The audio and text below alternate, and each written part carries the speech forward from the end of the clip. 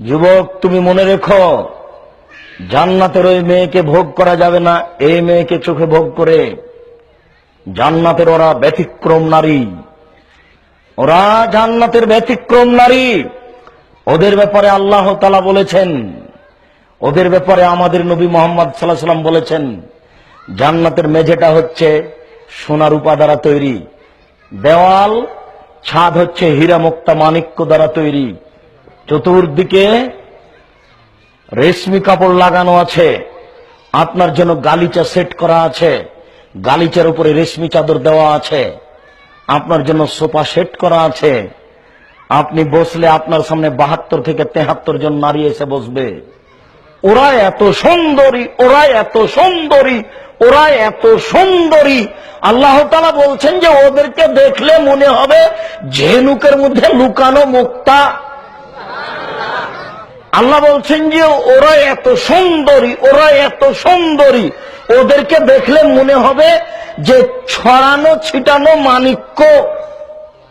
আল্লাহ বলছেন যে ওরা এত নরম, ওরা এত নরম, ওরা এত নরম যে ডিমের খোসা এবং সাদা পদার্থের মধ্যে ডিমের কুসুম এবং ডিমের খোসার মধ্যে যে সাদা পদার্থটা রয়েছে, ডিমের কুসুম এবং খোসার মধ্যে যে সাদা পদার্থটা রয়েছে, এটা যত নরম জান্নাতের মহিলারা তত নরম।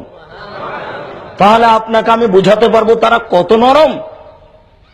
মহান আল্লাহ বলছেন যে ওয়াকাওয়ায়ে বা আত্রাবা, স্ফীত বক্ষে, গোলাকার বক্ষের অধিকারিণী। 15-16 বছরের মেয়েরা যেমন হয়, তো মেয়েদের তো ওদের সাথে তুলনা করা যাবে না। এরকম বক্ষের অধিকারিণী তারা, মাথায় লম্বা লম্বা কুচকুচে কোকড়া কোকড়া চুল। সুন্দর হওয়ার জন্য যত গুণ আছে সব গুণ তাদের ভিতরে।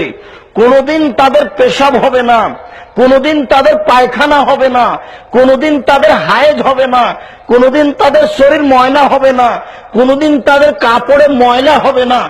সব সময় তারা একই রকম থাকবে। 72 থেকে 73 জন নারী সামনে এসে বসবে।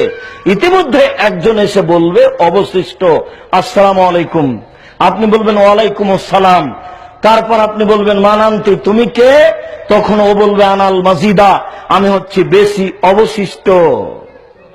আপনি তার মুখের দিকে তাকাবেন, তার মুখের দিকে তাকালেই আপনার পুরো চেহারাটা আপনি তার গালে দেখতে পাবেন। তার গাল কত স্বচ্ছ। অবশিষ্টের গাল যদি এত স্বচ্ছ হয়, তাহলে আগে থেকে বসে আছে যারা, তাদের গাল কত স্বচ্ছ। কি দিয়ে বুঝায় আপনাকে আমি জান্নাতের নারী কত সুন্দরী?